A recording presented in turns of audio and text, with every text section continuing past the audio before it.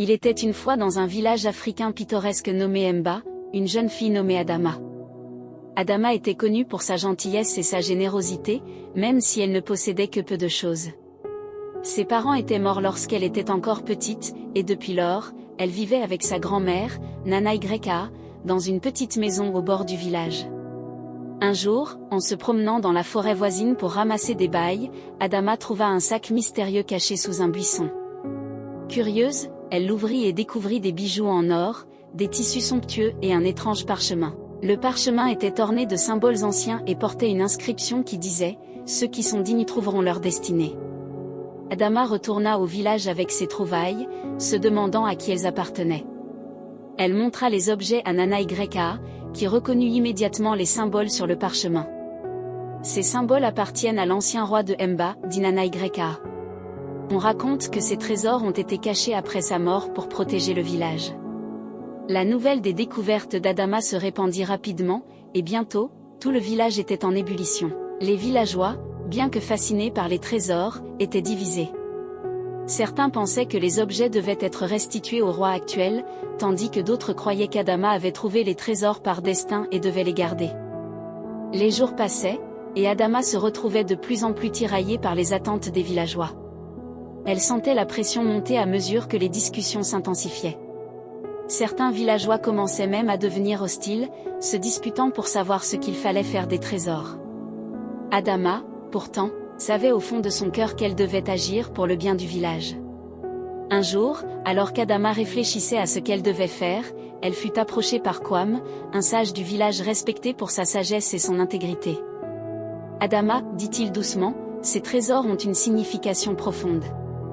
Ils ne sont pas seulement des objets de valeur, mais ils portent en eux l'histoire et les espoirs de notre peuple. » Kwam expliqua à Adama que les trésors pouvaient être utilisés pour aider le village à prospérer. « Nous devons construire une école pour les enfants, améliorer notre puits pour avoir de l'eau potable et créer un marché où les artisans peuvent vendre leurs produits, proposa-t-il. Adama, touché par les paroles de Kwam, décida de partager les trésors avec le village. Une grande fête fut organisée, et tous les villageois se rassemblèrent pour célébrer. Adama donna les bijoux et les tissus à ceux qui en avaient le plus besoin, et les fonds obtenus furent utilisés pour construire l'école, améliorer le puits et créer le marché. Avec le temps, le village de Mba devint prospère et uni. Adama, bien que toujours modeste, était aimé et respecté par tous. Les trésors du roi ancien avaient trouvé leur véritable destinée en apportant bonheur et prospérité à tout le village.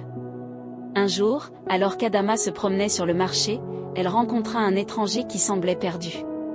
C'était Afolabi, un marchand itinérant venu de loin. Afolabi, impressionné par l'atmosphère harmonieuse du village, demanda à Adama comment Mba était devenu si prospère. Adama lui raconta l'histoire des trésors et comment ils avaient été utilisés pour le bien commun. Afolabi, touché par l'histoire, décida de rester à Mba et de contribuer à la communauté. Il partagea ses connaissances en commerce et en agriculture, aidant ainsi les villageois à améliorer encore leur qualité de vie. Adama et Afolabi devinrent de bons amis, et leur collaboration renforça davantage l'unité et la prospérité du village. Les années passèrent, et Adama et Afolabi continuèrent à travailler ensemble pour le bien de Mba. Leur amitié se transforma en amour, et ils se marièrent lors d'une cérémonie magnifique, entourés de leurs amis et de leur famille. Leur union symbolisait l'espoir et la continuité d'un avenir radieux pour Mba. Les trésors de l'ancien roi avaient non seulement apporté prospérité et harmonie au village, mais ils avaient également uni les cœurs et forgé des liens indestructibles. Adama, avec son grand cœur et son esprit généreux, avait prouvé que le véritable trésor résidait dans la bienveillance et l'unité de la communauté. Ainsi, le village de Mba resta à jamais un exemple de prospérité et de paix, où l'amour et la solidarité régnaient en maître. Les générations futures se souvenaient de l'histoire d'Adama et Afolabi, et les enseignements de leur histoire guidaient les cœurs et les esprits des villageois, assurant que Mba resterait toujours un havre de bonheur et d'abondance. Les premières années de leur mariage, Adama et Afolabi furent bénis par la naissance de 2 enfants, un garçon nommé Kofi et une fille nommée Ama. Kofi et Ama grandirent dans un village prospère, éduqués non seulement par leurs parents aimants mais aussi par toute la communauté qui avait été transformée par les trésors de l'ancien roi. Adama et Afolabi s'assurèrent que leurs enfants apprenaient les valeurs d'intégrité, de générosité et de travail acharné. Il leur racontait souvent l'histoire de la découverte des trésors et comment ces derniers avaient changé le destin de Mba. Kofi et Ama écoutaient ces récits avec fascination, conscients de l'importance de préserver l'héritage de leur famille et de leur village. Alors que les enfants grandissaient, ils s'impliquèrent de plus en plus dans la vie du village. Kofi montra un intérêt particulier pour l'agriculture, suivant les pas de son père en expérimentant de nouvelles méthodes pour améliorer les récoltes. Ama, quant à elle, était attirée par l'éducation et passait de nombreuses heures à l'école, aidant les plus jeunes enfants à apprendre à lire et à écrire. Un jour, une grave sécheresse frappa le village de Mba. Les récoltes se desséchèrent sous le soleil implacable, et les réserves d'eau commencèrent à s'épuiser. La communauté, bien que prospère et unie, se trouva confrontée à un défi de taille. Adama et Afolabi, en tant que leaders respectés, prirent immédiatement des mesures pour faire face à la crise. Ils organisèrent des réunions communautaires pour discuter des moyens de conserver l'eau et de maximiser les ressources disponibles. Kofi proposa de creuser des puits plus profonds et d'installer des systèmes d'irrigation plus efficaces, tandis qu'Ama suggéra de mettre en place des programmes éducatifs pour enseigner aux villageois comment économiser l'eau et cultiver des plantes plus résistantes à la sécheresse. Malgré tous leurs efforts, la sécheresse persistait, et la situation devenait de plus en plus désespérée. Adama se souvenait alors du parchemin trouvé avec les trésors, celui qui disait « Ceux qui sont dignes trouveront leur destinée ». Elle réalisa que le véritable test de leur dignité résidait dans leur capacité à rester unis et à se soutenir mutuellement en période de crise. Adama et Afolabi encouragèrent les villageois à rester solidaires et à partager ce qu'ils avaient. Ils organisèrent des distributions de nourriture et d'eau, veillant à ce que personne ne soit laissé de côté. Les villageois, inspirés par l'exemple de leur leader, répondirent avec une générosité et une résilience remarquables.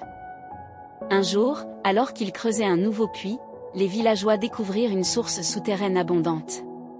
L'eau jaillit de la terre, claire et fraîche, apportant un soulagement bienvenu à la communauté. La nouvelle source permit non seulement de subvenir aux besoins immédiats des habitants, mais elle ouvrit également de nouvelles possibilités pour l'irrigation et l'agriculture. Avec l'eau de la nouvelle source, les champs de Mba redevinrent verts et fertiles. Les récoltes prospérèrent, et la communauté put reprendre son chemin vers la prospérité. La sécheresse avait mis à l'épreuve la solidarité et la résilience des villageois, et ils en étaient sortis plus forts et plus unis que jamais. Les années passèrent, et Kofi et Ama devinrent des leaders à part entière, prenant la relève de leurs parents dans la gestion du village. Ils continuèrent à honorer les valeurs de générosité et de solidarité qui avaient été inculquées par Adama et Afolabi. Sous leur direction, Mba devint un centre de commerce et d'éducation, attirant des visiteurs et des commerçants de toute la région. Le village de Mba, autrefois humble et modeste, était désormais reconnu comme un exemple de prospérité et d'harmonie. Les générations futures continuaient de raconter l'histoire des trésors de l'ancien roi et de la façon dont ils avaient été utilisés pour transformer la communauté. Un jour, alors qu'elle se promenait dans les champs verdoyants, Adama ressentit une profonde gratitude pour tout ce que la vie lui avait offert. Elle repensa à la découverte des trésors et à la promesse qu'elle avait faite de les utiliser pour le bien du village. Elle réalisa que cette promesse avait été tenue au-delà de ses espérances, grâce à l'amour et à la solidarité de sa famille et de sa communauté. Adama et Afolabi vieillissaient paisiblement, entourés de leurs enfants et petits-enfants. Ils savaient que l'héritage des trésors continuerait à vivre à travers les valeurs et les actions de ceux qu'ils aimaient. Leur histoire devint une légende, transmise de génération en génération, rappelant à chacun l'importance de la générosité, de l'unité et de la résilience. Ainsi, le village de Mba resta à jamais un exemple de ce que l'humanité peut accomplir lorsque les cœurs sont unis par un objectif commun. Les leçons tirées de l'histoire d'Adama et Afolabi inspirèrent non seulement Mba, mais aussi les villages voisins, créant une région prospère et harmonieuse, où l'amour et la solidarité régnaient en maître.